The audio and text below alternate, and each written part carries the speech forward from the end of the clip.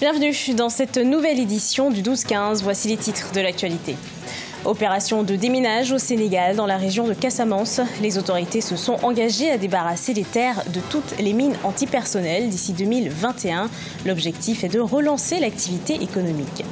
Nouvelle commission électorale nationale indépendante au Tchad. Les mécanismes d'indépendance de la nouvelle CENI seront renforcés pour garantir de prochaines élections apaisées. L'opposition se dit méfiante. Et puis en République démocratique du Congo, si la fraude douanière reste le plus grand défi pour la douane, l'institution de régie financière de l'État affiche des résultats positifs.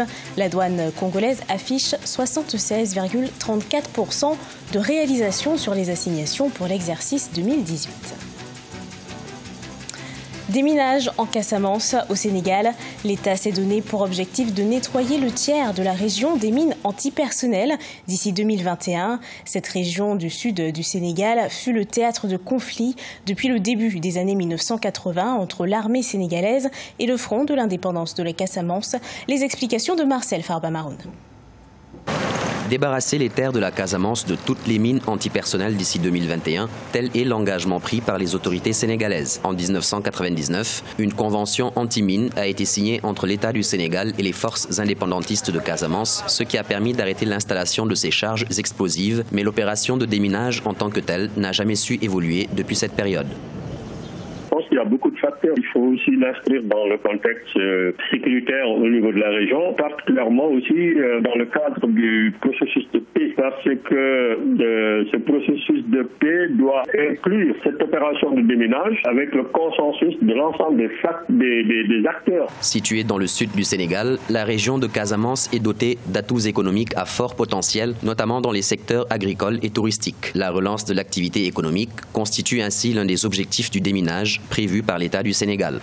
Si les autorités arrivent effectivement à atteindre cet objectif de déminage sur l'ensemble du territoire de la Casamance, je crois que l'étape suivante, effectivement, ça doit être de relancer les activités économiques, de permettre aux populations de regagner effectivement leur territoire, parce que il y a des villages complètement qui sont abandonnés à cause de ces mines-là. Le conflit en Casamance oppose, depuis le début des années 1980, les forces rebelles indépendantistes du MFDC, Mouvement des forces démocratiques de Casamance, aux forces gouvernementales sénégalaises. Nonobstant le cessez-le-feu signé en 2005, des accrochages ponctuels continuent à se produire entre armées et rebelles, mais également entre groupes rivaux. Plus d'1 millier de victimes auraient été enregistrées.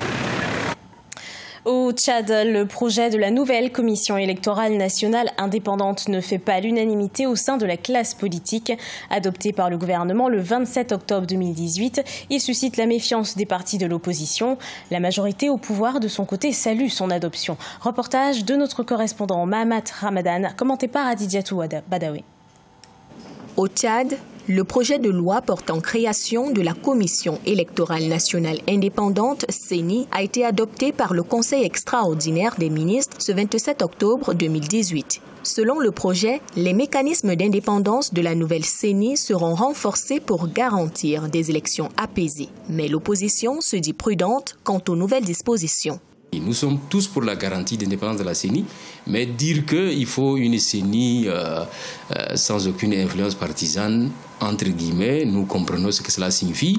D'habitude, la CENI a été toujours inféodée au pouvoir, mais l'opposition ne se laissera pas faire pour qu'on mette en place une CENI à l'ancien système où le ministère de l'administration du territoire qui organisait et gérait les élections. Pour la majorité présidentielle, le projet de création de la nouvelle CENI, adopté par le gouvernement, a été élaboré de manière consensuelle et est conforme aux recommandations du Forum national inclusif de mars 2018. Puisque ce projet de texte est l'émanation d'un vote qui a été fait de manière consensuelle au niveau du cadre national de dialogue politique, donc c'est tout à fait logique que le Conseil des ministres entérine cette volonté-là.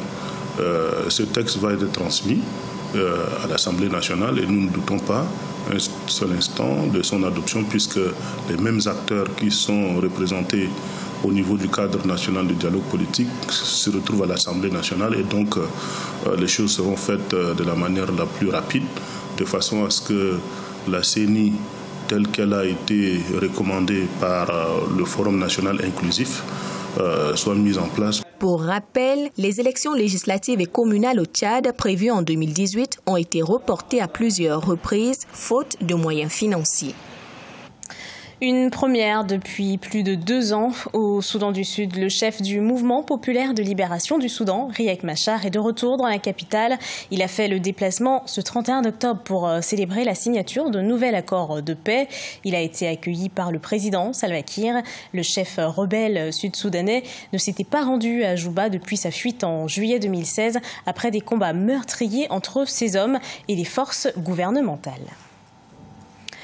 En République démocratique du Congo, la douane affiche des résultats positifs, 76,34% de réalisation sur les assignations pour l'exercice 2018. La Direction générale des douanes et assises a fait une recette de plus de 1000 milliards de francs congolais.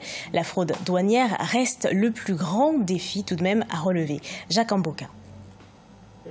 La Direction générale des douanes et assises indique une recette de 823 902 955,39 $ entre janvier et septembre 2018. Cependant, cette régie financière est appelée à relever nombre de défis afin de maximiser les recettes et répondre aux assignations. Le plus dur reste la lutte contre la fraude douanière. La DGD est parmi les régies financières pourvoyeuses des recettes, qui jusque-là, les recettes douanières étaient supérieures à toutes les régies financières. Maintenant, un peu moins que l'administration des impôts. Les assignations attribuées à cette régie financière congolaise pour l'année en cours est de 1,79 225 655 $.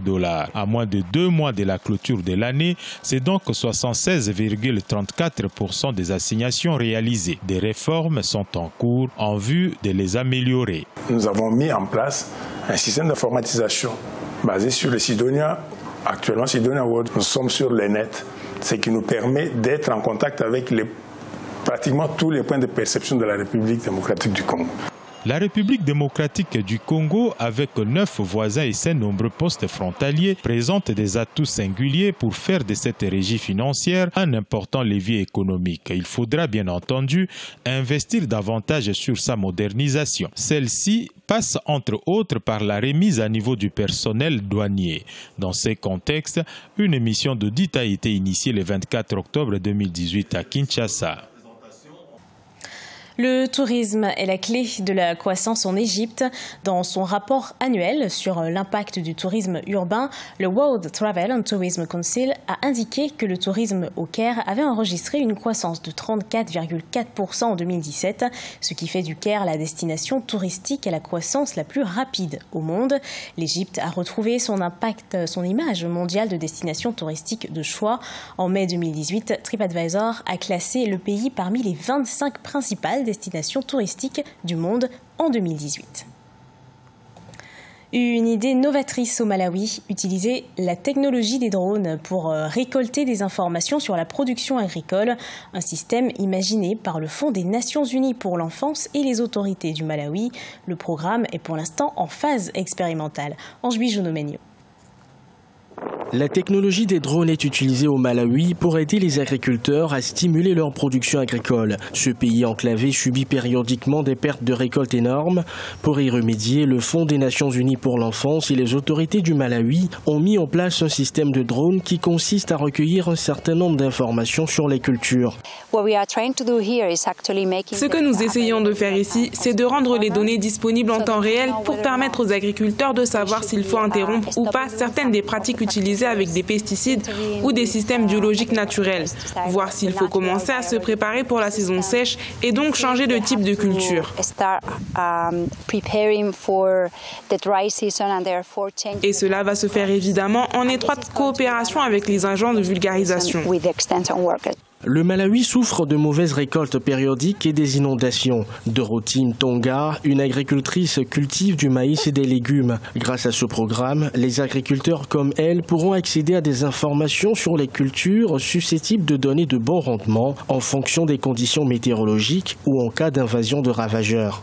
Le changement climatique nous a vraiment touchés. Les rendements sont faibles à cause des faibles précipitations. Mais avec cette technologie, nous serons en mesure de déterminer quelle culture nous devons planter. Lancé en 2017, le corridor d'essai centré sur l'aérodrome de Kasungu a permis de tester l'efficacité des drones dans les situations d'urgence humanitaire et autres situations. Ce journal a été préparé par l'ensemble de la rédaction. Merci de l'avoir suivi. Dans un instant, une nouvelle édition d'actualité sur Africa 24.